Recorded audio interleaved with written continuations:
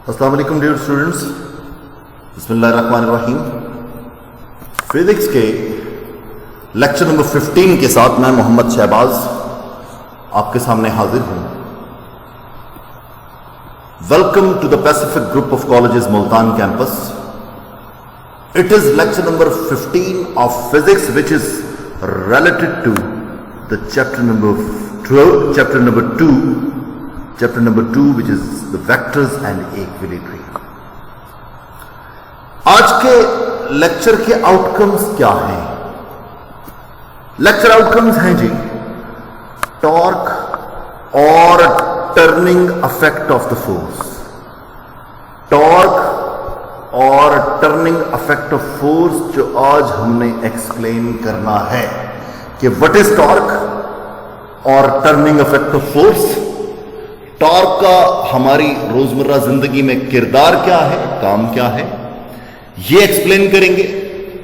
Torque bodies पर act करके क्या इफेक्ट प्रोड्यूस करता है वो एक्सप्लेन करेंगे। ये आज का हमारा आर्टिकल है। और टॉर्क किन किन फैक्टर्स पर डिपेंड करता है, all of these factors will also be discussed in torque.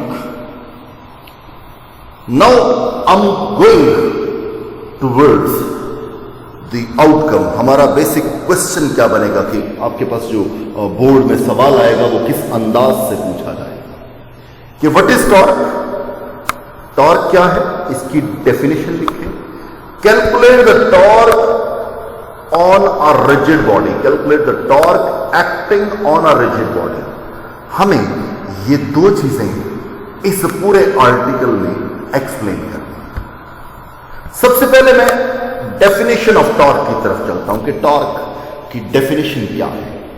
Torque is the turning effect produced in a body about axis of rotation. Body जब किसी एक्सिस के गिर्द रोटेट करती है तो उसके अंदर जो प्रोड्यूस होता है टर्निंग इफेक्ट, उसे क्या नाम देते हैं आप? टॉर्क का नाम देते हैं। इसकी बड़ी एक फेमस एग्जांपल है, जब आप नट को लूज या टाइट करते हैं तो आप स्पैनर का इस्तेमाल करते हैं।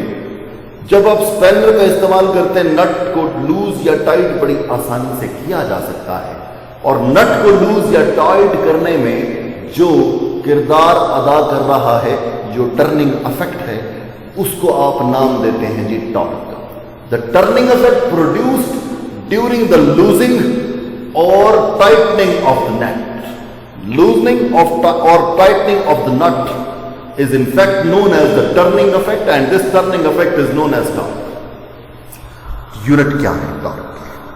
टॉर्क का जो यूनिट है दैट इज न्यूटन मीटर। कैसे आया इसको मैं इंशाअल्लाह आपको एक्सप्लेन करता हूं अभी थोड़ी देर में कि टॉर्क क्या है, इसका यूनिट क्या है। The unit of torque is newton metre. अब हम चलते हैं आगे, थोड़ा सा टॉर्क की एक्सप्लेनेशन की जानिब आते हैं। अगर स्पैनर की एग्जांपल मैंने आपको दी कि स्पैनर की मदद से आप नट को लूज भी कर सकते हैं और टाइट भी कर सकते हैं। अगर आप स्पैनर को हार्डली पुश करेंगे, यानी उसके ऊपर फोर्स ज्यादा लगाएंगे, तो टॉर्क यानी टर्निंग इफेक्ट जो है वो इंक्रीज हो जाएगा। नट को टाइट करने के लिए गौर कीजिएगा। Here we have got the spanner. ये आपके सामने जो मैंने टिक किया जिस चीज के ऊपर, this is spanner and this is nut. And nut को हमने क्या करना है, लूज करना है या टाइट करना है। अब यहां पर हम किस पोजीशन में है, we are trying to tight the nut. Nut को टाइट करने के लिए हम फोर्स अप्लाई करते हैं और फोर्स कुछ इस तरह से अप्लाई होगी। इसके नतीजे में क्या प्रोड्यूस होगा, टॉर्क प्रोड्यूस होगा, यानी टर्निंग इफेक्ट। और अगर फोर्स ज्यादा लगाएंगे तो टर्निंग इफेक्ट ज्यादा होगा, टॉर्क ज्यादा होगा। फोर्स अगर कम लगाएंगे तो टर्निंग इफेक्ट यानी torque will decrease with the decrement of the force. Force को डिक्रीज कर दे तो टॉर्क भी डिक्रीज होगा। Similarly it is easy to loose the nut, loose और tighten the nut with the long handled spanner. अगर आपका स्पैनर जिसकी मदद से आप नट को लूज या टाइट करना चाहते हैं, अगर उसका हैंडल लॉन्ग है तो मेरा बच्चा यहां पर नट को टाइट या लूज करना आसान हो जाएगा। अगर हैंडल की लेंथ कम है तो नट को लूज या टाइट करना मुश्किल हो जाएगा। तो इसका मतलब यह हुआ कि टॉर्क की जो डिपेंडेंस है वो दो चीजों पर है। एक तो हो गई फोर्स, दूसरा हो गया moment arm. What is moment arm? Moment arm is the perpendicular distance from the point of action of force, from the point जहां जिस पॉइंट पर आप फोर्स लगाते हैं और जिस पॉइंट पर फोर्स असर अंदाज होती है, यहां से ओ पॉइंट से पी पॉइंट तक आपके पास जो लेंथ होगी, this length is known as the moment arm. अब आगे चलते हैं, मोमेंट आर्म की प्रॉपर डेफिनेशन की तरफ आते हैं। It is the perpendicular distance, it is the perpendicular distance from the axis of rotation to the line of action of force. What is the line of action? This is the line of action of force. What is the point of action? This is the point of action of force. जहां पर force लग रही है, जिस point पर force असर अंदाज हो रही है, या फिर इसी पॉइंट को आप एक और नाम देते हैं, axis of rotation. This is the axis of rotation about which the body will rotate, about which the nut will rotate. ये आपके पास axis of rotation. This is the line of action of force. The perpendicular distance from the line of action of force to the point where the force acts, where the body will rotate, is known as the moment arm.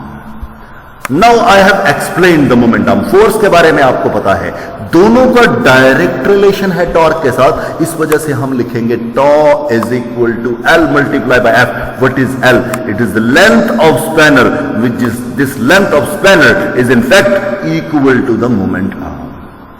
Length of spanner ही basically यहां पर moment arm के बराबर है, और यहां पर आप हैंड की मदद से, हाथ की मदद से फोर्स लगा रहे हैं, जिसकी वजह से टर्निंग इफेक्ट प्रोड्यूस हो रहा है। तो length and length of the spanner will be multiplied with the force in order to get the expression for torque. Tau is equal to L F.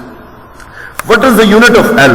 It is meter. What is the unit of force? It is Newton. तो total जो आपके पास unit बना torque का, that is equal to Newton meter. I have already told you that the unit of torque is Newton meter. अब मैं अगली explanation की तरफ चलूंगा आपके सामने, और नेक्स्ट एक्सप्लेनेशन है जी, मैंने क्वेश्चन के दूसरे पार्ट में ये कहा था कि हमने टॉर्क ऑफ रिजिड बॉडी भी एक्सप्लेन करना है। सवाल ये पैदा होता है कि रिजिड बॉडी क्या है? रिजिड का जो लफ्ज़ी मानी है उर्दू में, वो है जी हार्ड, सख्त। यानी एक ऐसी बॉडी जो हार्ड हो, उसको आप रिजिड बॉडी कह सकते हैं। जो फिजिक्स में इस रिजिड बॉडी की एक प्रॉपर डेफिनेशन है, वो ये है कि the body in which the distance between the pair of particles remains is called a rigid body. हर एक बॉडी, किसी भी बॉडी की एग्जांपल लें, हर एक बॉडी पार्टिकल्स से मिलकर बनी है, और अगर पार्टिकल्स के दरमियान का डिस्टेंस, दो पार्टिकल्स के दरमियान का डिस्टेंस चेंज नहीं होता, तो ऐसी बॉडी को आप नाम देते हैं रिजिड बॉडी। पार्टिकल्स का डिस्टेंस चेंज ना हो, चाहे आप उसके ऊपर जितनी मर्जी फोर्स अप्लाई करते हैं। This type of body is known as the rigid body. Now I'm moving towards the explanation of torque on a rigid body, और इसका एक एक्सप्रेशन भी हम इंशाअल्लाह डिराइव करेंगे। This is the thing which I'm going to explain. It is the torque on a rigid body. Consider करेंगे आपके पास एक फोर्स F है, एक रिजिड बॉडी के ऊपर एक पॉइंट P पर एक्ट कर रही है। ये आपके सामने जो ग्रीन किस्म की एक शक्ल की डायग्राम है, this is the rigid body and this is the point P eight which the force F is acting.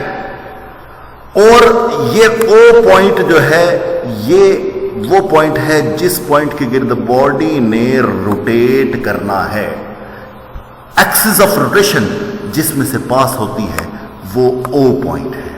O से P तक का डिस्टेंस हम एक पोजीशन वेक्टर से शो करते हैं, वो that position vector is R।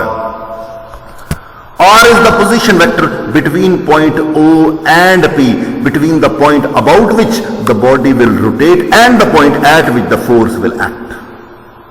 ये आपके पास क्या आ गया, R के बराबर। अब हमें बेसिकली जो फाइंड करना है वो टॉर्क का एक्सप्रेशन। एक बात और माइंड में रखिएगा कि फोर्स यहां पर एक्स एक्सिस, ये सॉरी टू से, फोर्स यहां पर आर वेक्टर के साथ एक एंगल बना रही है and that angle is theta. Force यहां पर एंगल बना रही है with the vector R, that angle is theta. कैसे? अब आप इस आर को डॉटेड लाइन की शक्ल में आगे बढ़ा दें। मैंने आपको पहले भी बताया था कि एंगल हमेशा दो वेक्टर्स की टेल्स के दरमियान लिया जाता है, तो आप इसको आगे बढ़ा दें। Tail will meet with the tail of force, tail of R will meet with the tail of F, you will get the angle theta. यानी this theta is an angle between force and position vector R. अब आप इस force को दो components में resolve कर सकते हैं। एक कंपोनेंट आपका ये बनेगा F cos theta, this is the horizontal component and this component is F sin theta. I am highlighting the components. This is the component which is equal to F sin theta and that one is the component which is F cos theta. एक बात गौरतलब है, अगर ये F cos theta है तो नीचे भी ये जो आपके सामने ये लाइन मैंने ड्रॉ की, this I have line, I have take mark a tick on this line, this line is also the F cos theta. जो F cos थीटा है that is passing through the pivot point. अगर मैं इस line को पीछे देखूं, गौर करूं, तो ये लाइन कहां से पास हो रही है? ये लाइन पीछे पिवट पॉइंट में से पास हो, पिवट पॉइंट O जिसके गिर्द बॉडी ने रोटेट करना है, इसमें से पास हो रही है। तो मतलब ये जो फोर्स का कंपोनेंट है, this will not play the role to rotate the body. यानी बॉडी के अंदर जो टर्निंग इफेक्ट पैदा होगा वो F cos थीटा की वजह से नहीं होगा। F cos theta is the component of force which is along the direction of R. Therefore, torque due to this component will be zero. Therefore, there will not be any torque which will be produced due to this component of the force. उसके बाद F sin theta. F sin theta, you know that, is perpendicular to R. It is the component due to which the body will rotate. आपको बहुत अच्छी तरह से यहां गौर कीजिएगा, I am indicating with the curve. इस तरह से बॉडी कुछ रोटेट करेगी, इस तरह से body will rotate like this, anti clockwise direction में बॉडी रोटेट करेगी। तो F sin थीटा वो कंपोनेंट है जो टॉर्क में, एक टॉर्क की प्रोडक्शन में एक मेन रोल प्ले करेगा। F cos theta will not play any role in the torque production. Therefore, F sin theta तो हम यूज कर लेंगे टॉर्क के एक्सप्रेशन के अंदर, F cos थीटा यूज नहीं करेंगे। Now this torque will be equal to R F sin theta. R is the magnitude of the position vector from O to P and F is the magnitude of force. Sin of, क्योंकि हमारे पास जो component affective है वो F sin theta है, इस वजह से यहां पर मैं लिखूंगा F sin theta. I will get the expression for torque. अगर मैं टॉर्क, क्योंकि एक वेक्टर क्वांटिटी है, अगर मैं वेक्टर टॉर्क को वेक्टर के तौर पे शो करना चाहता हूं तो मुझे यहां पर R यानी पोजीशन वेक्टर से मल्टीप्लाई करना पड़ेगा। तो हमारे पास एक्सप्रेशन आ जाएगा torque, tau is equal to RF sin theta into R unit vector and torque tau vector is equal to R cross F। बहुत अच्छी तरह से आपको मालूम है, हम लोगों ने पहले ही क्रॉस प्रोडक्ट के अंदर यह बात पढ़ी थी कि A cross B is equal to AB sin theta into N unit vector. A cross B is equal to AB sin theta into N unit vector. In the same way ये हमारे पास जो टॉर्क है, ये हमारे पास क्या चीज आ रही है एक्सप्रेशन में, R F sin theta into R unit vector. So it can be represented as a cross product of R and F, यानी tau is equal to R cross F। आगे चलते हैं, हम इसी तरह से R को भी रिजॉल्व कर सकते थे, यानी ये जो आपके पास आर पोजीशन वेक्टर है, इसके भी दो आप परपेंडिकुलर कंपोनेंट्स बना सकते हैं, दो आप रेक्टेंगुलर कंपोनेंट्स बना सकते हैं। उसमें भी आप गौर कीजिएगा, हमारे पास जो कंपोनेंट वैलिड होगा टॉर्क की प्रोडक्शन के लिए, that will be R sine theta. तो हम इस तरह से भी लिख सकते हैं F into R sine theta is equal to R F sine theta. Again दोबारा वही एक्सप्रेशन बनेगा, R is equal to R F sine, tau is equal to R F sine theta into R unit vector, it will be equal to R cross F. यानी कि cross product of R the position vector between the pivot point and the point of action of force and force is equal to torque. This was the torque on a rigid body. एक rigid body के ऊपर जो torque act करता है वो हम इस तरह से फाइंड कर सकते हैं।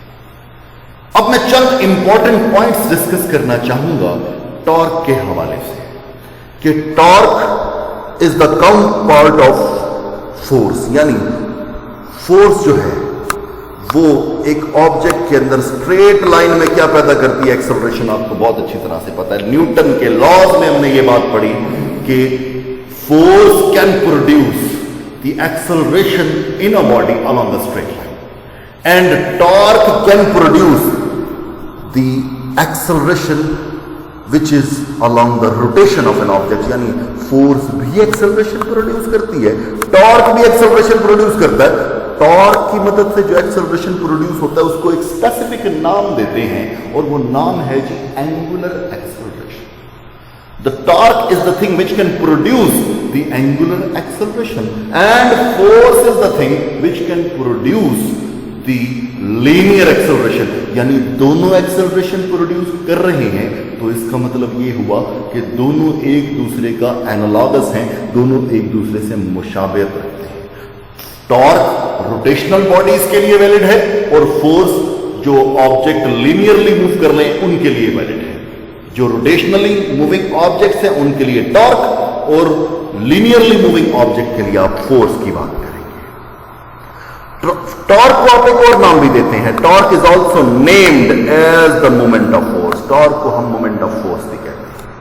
और मैंने अभी थोड़ी देर पहले आपसे कहा torque is used to determine the angular acceleration in a body. यानी टॉर्क की मदद से जो बॉडी में एक्सेलरेशन प्रोड्यूस होता है वो एंगुलर होता है। एंगुलर इसलिए कहते हैं क्योंकि ये रोटेशन में है। एंगुलर मोशन और सर्कुलर मोशन बात एक ही है, इन दोनों को एक ही नाम दिया जाता है। एक और बात, जो क्लॉकवाइज टॉर्क है उसको आप नेगेटिव लेते हैं, और एंटी क्लॉकवाइज टॉर्क को आप पॉजिटिव लेते हैं। The torque which is taken as clockwise is negative, and the torque which is taken counter clockwise या anti clockwise will be taken positive। मैं एक बार फिर से आपको एक्सप्लेन कर दूं कि फोर्स के हमारे पास दो कंपोनेंट बने थे, एक वर्टिकल कंपोनेंट, दूसरा हॉरिजॉन्टल कंपोनेंट। ये कंपोनेंट टॉर्क प्रोड्यूस नहीं करेगा, ये कंपोनेंट टॉर्क प्रोड्यूस करेगा। याद रखिएगा, हर वो कंपोनेंट जो इस पॉइंट में से गुजरेगा या इस पॉइंट के अलोंग आ जाएगा, उसकी वजह से टॉर्क पैदा नहीं होगा। हर वो कंपोनेंट, अगर मैं आर की बात करूं तो यहां पर आर के भी दो कंपोनेंट बनते थे। एक ये कंपोनेंट कहां से पास हो रहा है, इस पिवट पॉइंट के अंदर से पास हो रहा है जिसके गिर्द बॉडी ने रोटेट करना है, और एक ये कंपोनेंट है। ये कंपोनेंट जो है आपका, ये टॉर्क प्रोड्यूस करेगा आर के, और ये कंपोनेंट जो है ये टॉर्क में कोई रोल प्ले नहीं करेगा। ये बात अपने हमेशा दिमाग में रखनी है। जब भी रिजिड बॉडी के टॉर्क के सॉल्यूशन की तरफ जाने लगे, जब भी रिजिड बॉडी का टॉर्क फाइंड करने लगे, तो ये बात आपने हमेशा अपने ज़हनशी कर लें कि ये बात आपको इस्तेमाल करनी पड़ेगी। आज के लिए इतना ही। इंशाअल्लाह अगले लेक्चर में फिर से मुलाकात होगी। खुदा हाफिज, अल्लाह निगहबान। नेक्स्ट लेक्चर नंबर 16 के साथ मुलाकात होगी। शहबाज मलिक को इजाजत दीजिए। अल्लाह हाफिज।